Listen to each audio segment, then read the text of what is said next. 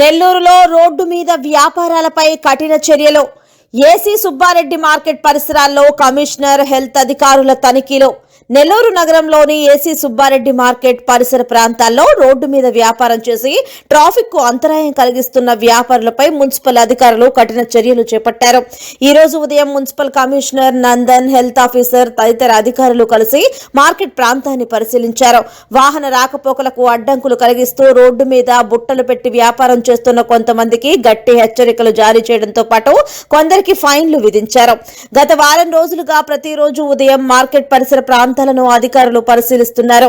రైతు బజార్లో కాకుండా రోడ్డు మీద వ్యాపారం చేయడం వల్ల ట్రాఫిక్ జామ్ అవుతున్న నేపథ్యంలో ఈ చర్యలు తీసుకుంటున్నట్లు కమిషనర్ తెలిపారు.